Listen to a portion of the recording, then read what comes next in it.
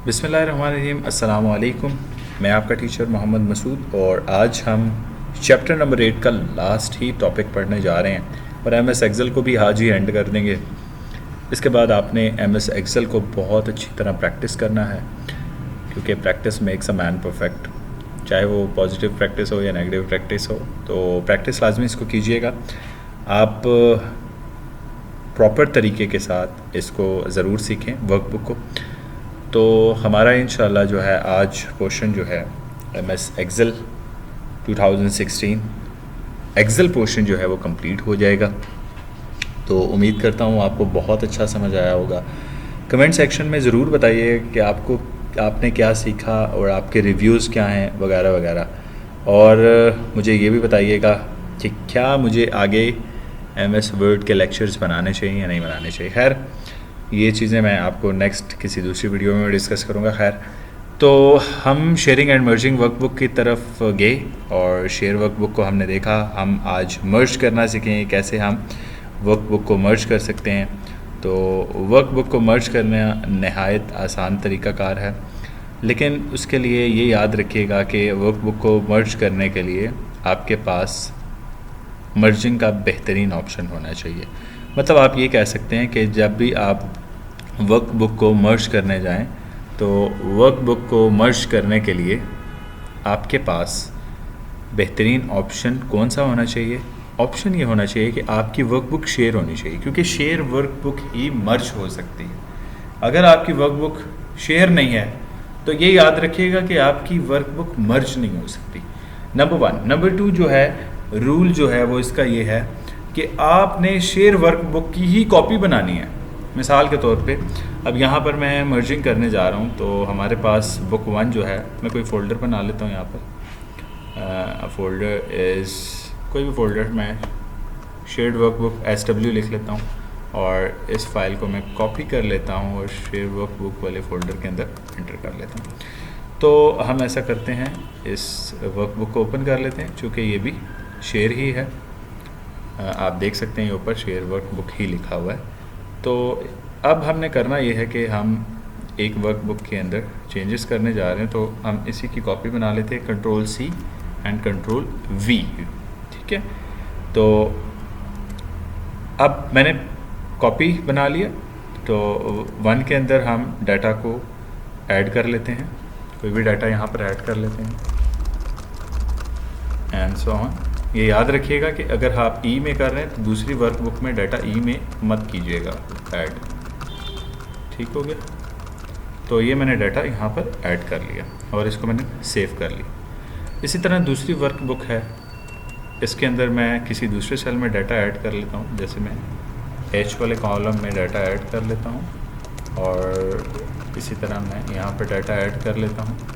तो इससे क्या होगा कि दोनों शीट का जो डाटा है वो मेरे पास दोनों वर्कशीट में मर्ज होकर आ जाएगा। मतलब जब हम मर्ज करेंगे तो एक ही वर्कशीट बन जाएगी, तो हम दोनों शीट्स का डाटा एक ही शीट में ले सकते हैं।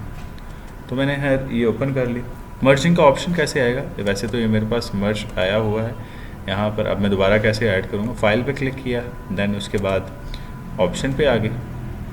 उसके बाद टूल बार का मैंने आपको बताया था, टूल बार यहाँ आएंगे तो यहाँ से आपने सेलेक्ट कर लेना है ऑल कमांड्स और इसके बाद यहाँ पर है compare and merge workbook, C से है कंपेयर एंड मर्ज वर्कबुक, ये आ गया और यहाँ पर आप ऐड कर लें, ये आगे ऐड हो गया और ओके कर लिया।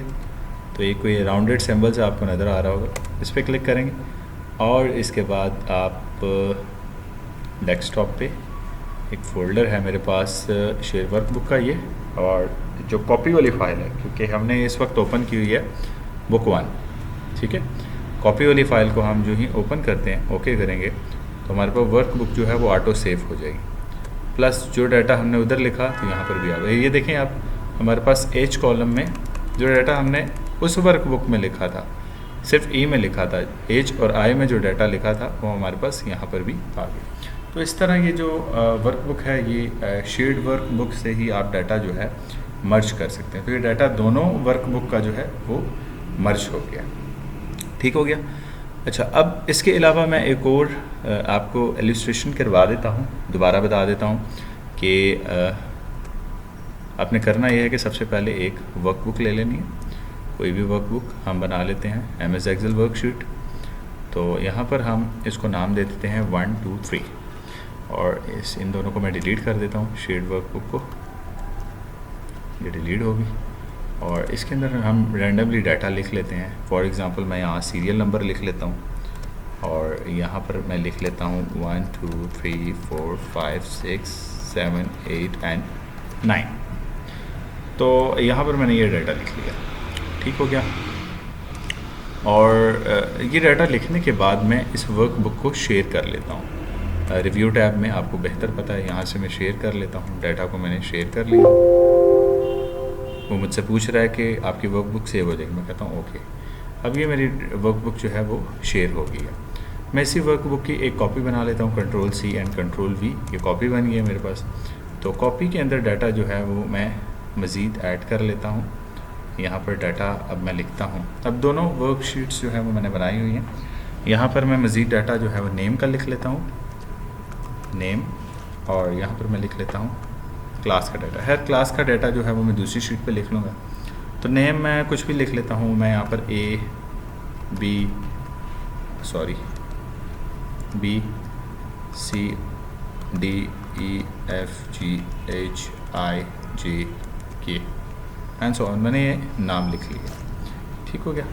और इसको मैं ज़रा मिडल लाइन कर देता हूँ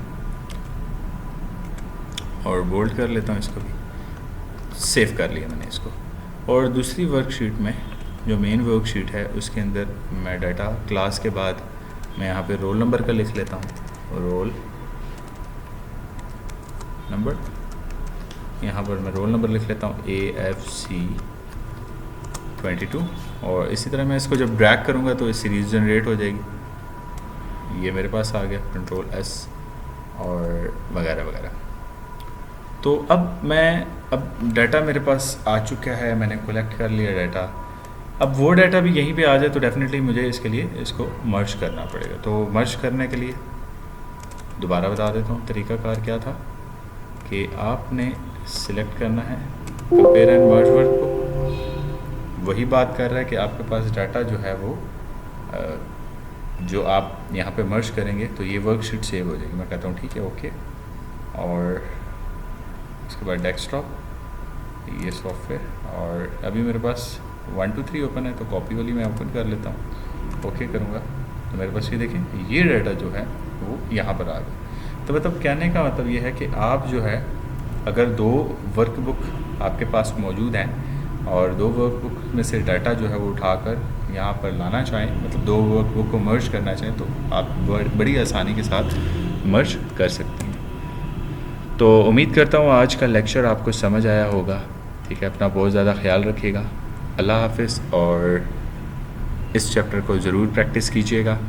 जिन लोगों ने मेरे चैनल को लाइक नहीं किया, मेरे चैनल को सब्सक्राइब नहीं किया, वो सब्सक्राइब कर लें, और जिन लोगों ने वीडियो को लाइक नहीं किया वो लाइक कर लें। और मुझे कमेंट सेक्शन में ज़रूर बताइएगा कि मुझे मज़ीद क्या क्या करना चाहिए। आपके जहन में बहुत से सवाल होंगे, बहुत सी चीज़ें होंगी, और MS वर्ड के लिए मुझे ज़रूर बताइएगा। कमेंट सेक्शन में ज़रूर बताइएगा कि मैं कैसा काम कर रहा हूँ, और उसके अलावा मुझे ज़रूर बताइएगा कि मज़ीद मुझे क्या बेहतरी लानी चाहिए। बिकॉज़ कोई भी इंसान जो है वो परफेक्ट नहीं होता, गलतियाँ इंसानों से ही होती हैं। तो मैंने इसके लिए काफ़ी कोशिश की, काफ़ी मेहनत की। तो मज़ीद मुझे जो भी आपके जहन में रिकमेंडेशंस हुई वो ज़रूर बताइएगा। और इसके अलावा अपना बहुत ज़्यादा ख्याल रखिएगा। अल्लाह हाफ़िज़।